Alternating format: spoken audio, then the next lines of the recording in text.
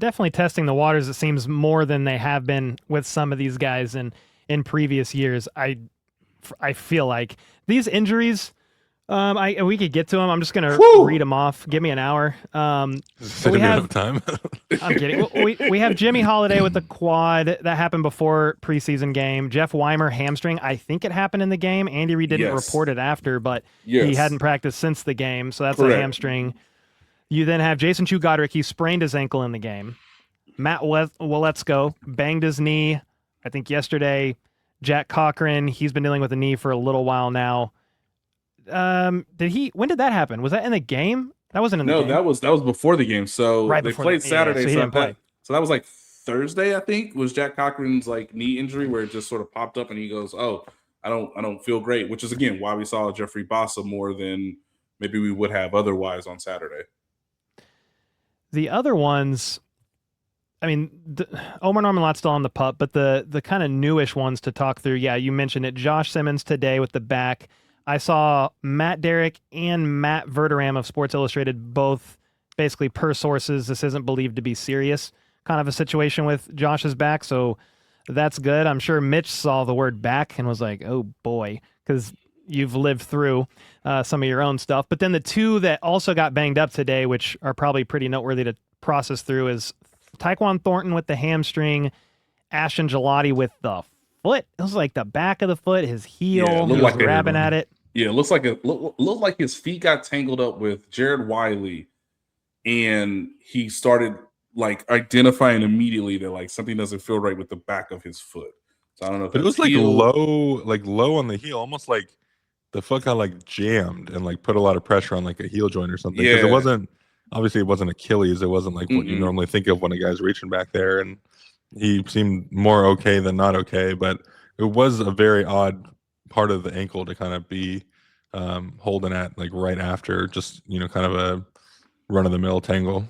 Mm-hmm. And when it comes to Tyquan Thornton, all of a sudden, and this is like how wild it is to try to monitor 91 guys at a practice, especially when we get to certain periods where like everybody's somewhat separated. So like the linemen are over here, linebackers are doing their thing over here. You got the DBs and the safety or DBs and the receivers over on this side. And all of a sudden you're watching Tyquan Thornton like run a pretty nice deep route. And you're like, okay, like that's him against man-sorted lane. That's pretty much good on good. All right, cool. We're going to transition from that to like 7-on-7. And then from that, Mitch knows this, we're going to go right into like 11-on-11 team period. And all of a sudden during the team period, I look up and I say, oh, Tyquan must have just like sort of self-reported his hamstring because all of a sudden he's in the tent and like no one could tell. It wasn't like, okay, he pulled up a little, you could tell, pulled up a little hammy after running a certain route. There was nothing of that nature. So my hope is this isn't that bad to where like, fans or anybody in the media couldn't really see it. And then all of a sudden I think from a precautionary standpoint, it's just going up in the cart and going right up to I'm assuming, get a further evaluation inside. But those are one of the tricky ones where you're like, wait, didn't I just see him? And now he's in a cart and now he's leaving? Like what happened? But, the Chiefs said it's a strained hamstring, and who knows? It might be similar to what Ashton Gelati went through, and that was about a week of just like letting it just heal and rest naturally. But puts him into question if he's going to be available for Saturday's game against the Buccaneers. There's a couple. I'll pass it back to you in a second here, Mitch. But there was a few guys that returned. So you had Tranquil, Chamari Connors, Sneed. They had pads on, were limited. Yep. That's a good sign, I think. I mean, Sneed was missing for a little while there. So it's cool that he was back out there in some capacity. I know you're going to have to load manage that knee probably all year. But Mansour Delane, I guess, unless, Mitch, you had something else to weigh in on based on what we just said, I guess the next topic from here will transition to Mansour Delane. Is how has he looked with 2 practices now under his belt, no yellow non-contact jersey, and I think being able to do everything. Pretty good. So if the one-on-ones they're floating around good. online or any evidence, looks pretty good. He got there. It's so funny, like how quickly like players can know who they're going against and sort of pick up traits. And again, like Mitch was saying earlier, I've practiced against the same guy now. I kind of have a really good idea of who he is.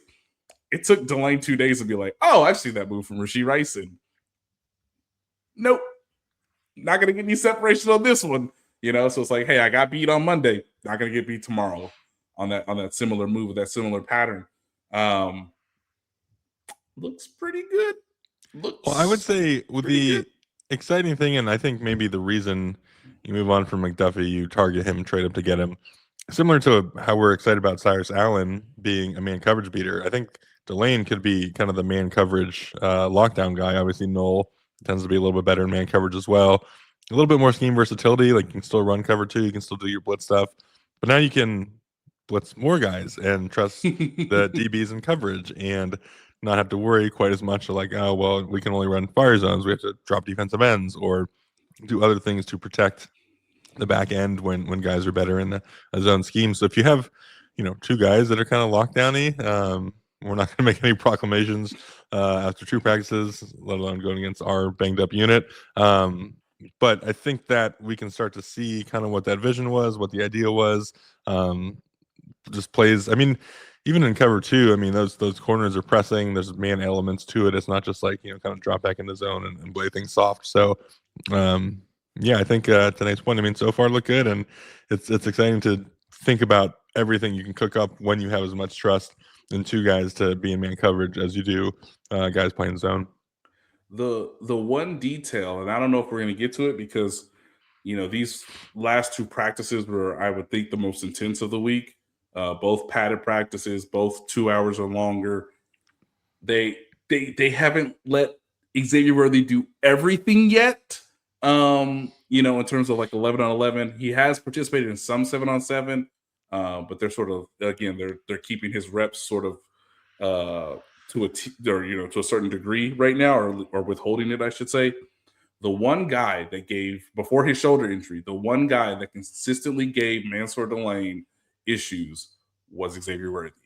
So whether it's after, training camp is officially over on Thursday, we come back from Tampa Bay, when the team's back at the training facility, I would love to see, like, okay, this guy's fully cleared. No yellow jersey for Delane. This guy's fully cleared. He can do everything. He can run all the routes now. His own shoulder injury, interestingly enough, is more than okay to go. Because I think one of the things that Mansour really understood in the OTA periods was that, like, oh man, I could be just a smidge off. Oh, but that guy's throwing the football. So like, that ain't college. It's like, nope, that guy is really quick and really fast. And if Patrick puts it right on him, if you're late, you're too late. I would love to see their matchups because it's clear that, like, he's got a pretty nice battle. He's had pretty nice battles these last 2 days with Tyquan Thornton before the hamstring injury. But I do want to see him against the guy that gave him the most issues in the OTAs in the Schwartz practices, and that was Xavier. Yeah, thanks for bringing that up because it was good to see. I think it might have been Pete Sweeney mentioned that there was a little bit of 11 on 11 work for Worthy today. So he's at least trending in an upward direction. Yes. 2 more questions, I guess. Is Rice starting to look a little bit better? And then what day should we have money on the Chiefs bringing back Juju Smith-Schuster upon his release?